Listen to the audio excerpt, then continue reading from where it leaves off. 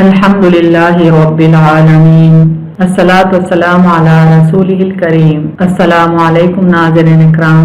यस्सरना कुरान नाम के साथ तफसीर का लेसन नंबर 4.14 है, यानी चौथे सूरे का लेसन नंबर 14 और थीम है सूरे निसा आयात 13 और 14। अऊज़ु बिल्लाहि मिनश शैतानिर रजीम। बिस्मिल्लाहिर रहमानिर रहीम। तिल्का हुदूदुल्लाह वमन युतिइल्लाह व रसूलहु युदखिलहु जन्नातिन तजरी मिन तहतिल अनहारु खालिदीना फीहा व ज़ालिकल फौज़ुल अज़ीम। वर्ड बाय वर्ड ट्रांसलेशन देखें। तिल का रूट वर्ड है ता लाम काफ से माने ये दीज, हुदूदु हा दाल दाल से माने हदें लिमिट्स, अल्लाह अलीफ लाम हा से माने अल्लाह अल्लाह, वमन मीम नून से है माने और जो, एंड हु एवर युतीई तो से माने इताअत करे ओबेस, अल्लाह अलीफ लाम हा से माने अल्लाह अल्लाह, व रसूलहु और सीन लाम से है माने और उसका रसूल, एंड हिज मैसेंजर युदखिलहु दाल खा लाम से है माने वो उसे दाखिल करेगा, ही विल एडमिट हिम जन्नातिन जीम नून नून से है माने बागात गार्डन्स, तजरी जीम रोया से है माने बहती हैं फ्लो, मिन मीम नून से है माने से फ्रॉम, तहतिहा ताहा ता से है माने उनके नीचे अंडरनीथ देम, अल अनहारू नून हा रा से है माने नहरें द रिवर्स, खालिदीना खा लाम दाल से है माने हमेशा रहेंगे, अबाइड फॉर एवर फीहा फाया से है माने उनमें देर इन, वज़ालिका ज़ाल लाम काफ से है माने और ये, एंड दैट अल-फौज़ु फा वाव ज़ा से है माने कामयाबी द सक्सेस, अल-अज़ीम आइन वा मीम से माने अजीम बहुत बड़ी, द ग्रेट और supreme. Phrase by phrase translation Urdu में देखें।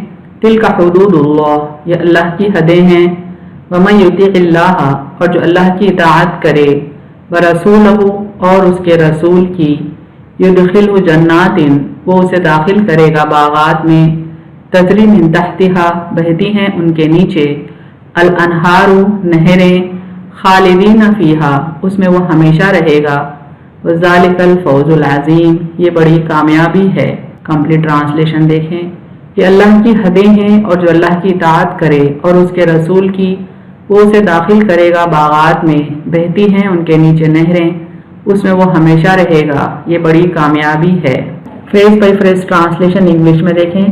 तिल का हुदूदुल्लाही, these are the limits set by Allah, वमन युतिइल्लाह एंड हूएवर ओबेज अल्लाह, व रसूलहु एंड हिज मैसेंजर, युदखिलहु जन्नातिन he will admit him to gardens, तजरी मिन तहतिहा फ्लो अंडरनीथ देम, अल अनहारू रिवर्स, खालिदीना फीहा to abide for ever there in, वज़ालिकल फौज़ुल अज़ीम and that will be the great success. Complete translation देखें। These are the limits set by Allah and whoever obeys Allah and his messenger he will admit him to gardens, rivers flow underneath them to abide forever therein and that will be the great success. सूरह निसा की आयत 14 देखें। बिस्मिल्लाहिर रहमानिर रहीम। वमन यअसिल्लाह व रसूलहु व यतअद्दा हुदूदहु युदखिलहु नारन खालिदन फीहा व लहु अज़ाबुन मुहीन। Word by word translation देखें।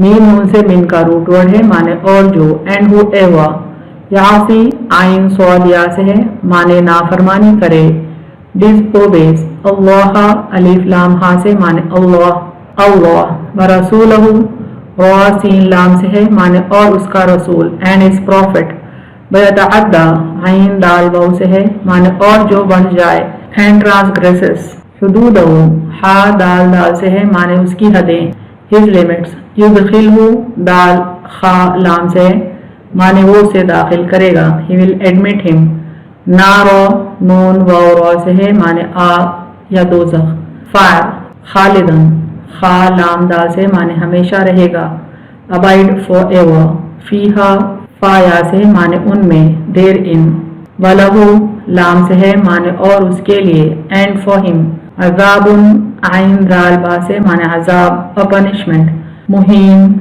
हा वाव नून से माने जलील करने वाला, humiliating phrase by phrase translation Urdu में देखें। वमन यासिल्लाह, और जो नाफरमानी करे अल्लाह की, व रसूलहू, और उसके रसूल की, यतअद्दा हुदूदहू, और बढ़ जाए उसकी हदों से, युदखिलहु नारा, वो उसको आग में दाखिल करेगा, खालिदन फीहा, उसमें वो हमेशा रहेगा, वलहु अज़ाबुन मुहीन, और उसके लिए जलील करने वाला अजाब है। कंप्लीट ट्रांसलेशन देखें। और जो नाफरमानी करे अल्लाह की और उसके रसूल की और बढ़ जाए उसकी हदों से, वो उसको आग में दाखिल करेगा, उसमें वो हमेशा रहेगा और उसके लिए जलील करने वाला अजाब है। Phrase by phrase translation English में देखें। वमन यासिल्लाह, एंड whoever disobeys Allah व रसूलहू and his messenger, व यतअद्दा हुदूदहू and transgresses his limits, yudkhilhu nara, he will admit him to fire, khalidan fiha, to abide therein forever, walahu azabun muhin, and for him a humiliating punishment. Complete translation देखें। And whoever disobeys Allah and his messenger and transgresses his limits, he will admit him to fire, to abide therein forever, and for him a humiliating punishment. इन दो आयतों को हम सिलसिले से revise करते हैं ताकि इनकी कंटिन्यूटी समझ पाएं। ये अल्लाह की हदें हैं और जो अल्लाह की इताअत करे और उसके रसूल की, वो उसे दाखिल करेगा बागात में, बहती हैं उनके नीचे नहरें, उसमें वो हमेशा रहेगा, ये बड़ी कामयाबी है। और जो नाफरमानी करेगा अल्लाह की और उसके रसूल की और बढ़ जाए उसकी हदों से, वो उसको आग में दाखिल करेगा, उसमें वो हमेशा रहेगा और उसके लिए जलील करने वाला अजाब है। तफसीर आयत देखें। इन दो आयत से निज़ाम विरासत की अहमियत की तरफ तवज्जो दिलाई गई है, इस पर अमल पैरा होने का ताकीदी हुक्म है। यानी हमने देखा कि इन आयत से पहले जो आयतें गुजरी हैं उनमें विरासत की तकसीम समझाई गई है। विरासत की तकसीम समझाने के बाद अल्लाह ताला इन आयत में हुक्म देते हैं कि जिस तरह अल्लाह ने विरासत को तकसीम करने का हुक्म दिया है, उसी तरह हम विरासत को तकसीम करें, उन अहकामात पर अमल पैरा हों। तिल्का हुदूदुल्लाह, ये अल्लाह की हदें हैं। ये अहकाम वो आखिरी हदें हैं जिन्हें कबूल करने और उन पर अमल करने से इंसान फौज अजीम की मंजिल पर फायज होता है।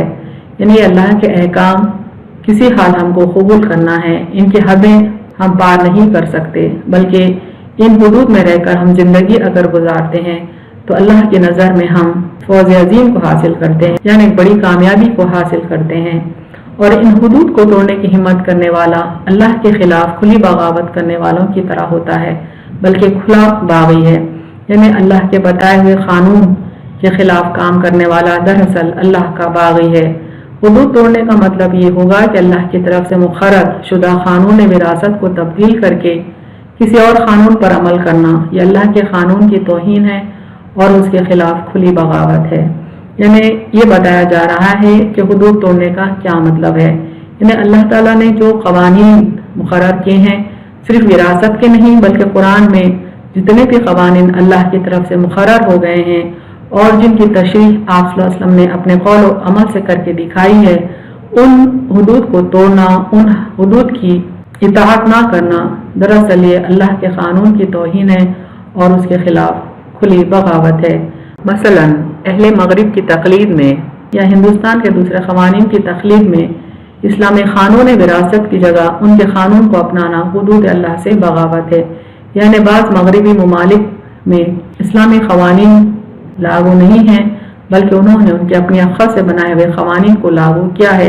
अगर हम इस तरह के कवानीन पर अमल करते हैं जिससे कुरान और हदीस की खिलाफ वर्जी होती है, तो दरअसल ये अल्लाह के कानून की खिलाफ वर्जी है, बल्कि उसके खिलाफ बगावत है। ऐसा करना इनकार शरीयत के मुतरादिफ है, जिसकी वजह से अज़ाब जहन्नुम का मुस्तहिक बन जाता है।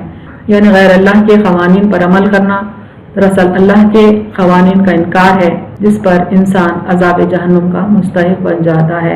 वतअद्दा हुदूदहू युदखिलहु नारा, और बढ़ जाए उसकी हदों से वो उसको आग में दाखिल करेगा। यानी अल्लाह के बताए हुए हुदूद के आगे जो निकल जाता है, अल्लाह ताला उसको जहन्नुम में दाखिल करेगा। यहाँ हुदूद अल्लाह से तजावुज़ करने वालों को जहन्नुम में हमेशा रहने की सज़ा सुनाई है। जो बंदा अल्लाह की वहदानियत का इकरार करता है, कलमा गो है, तो वो अपनी नाफरमानी की सज़ा भुगत कर जन्नत में चला जाएगा, वो जहन्नुम में हमेशा नहीं रहेगा। लिहाजा यहाँ हुदूद अल्लाह से तजावुज़ से मुराद वो लोग लेना होगा जो हुदूद अल्लाह के मुनकर हैं, انکار سے وہ کافر ہو جاتے ہیں۔ یعنی جو بندہ اللہ پر ایمان رکھتا ہے لیکن احکامات کی نافرمانی کرتا ہے تو وہ جہنم میں تو جائے گا اپنی نافرمانیوں کی سزا سہنے کے لیے، لیکن وہ ہمیشہ کے لیے جہنم میں نہیں رہے گا۔ اس کے ایمان کی بدولت پھر اللہ تعالیٰ اس کو جنت میں داخل کرے گا۔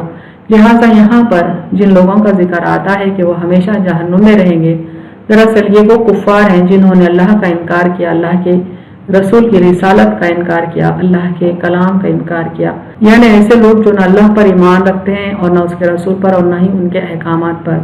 وَمَن يَعْصِ اللَّهَ وَرَسُولَهُ، اور جو نافرمانی کرے اللہ کی اور اس کے رسول کی۔ ابن کثیر کی تفسیر سے کچھ پوائنٹس دیکھیں۔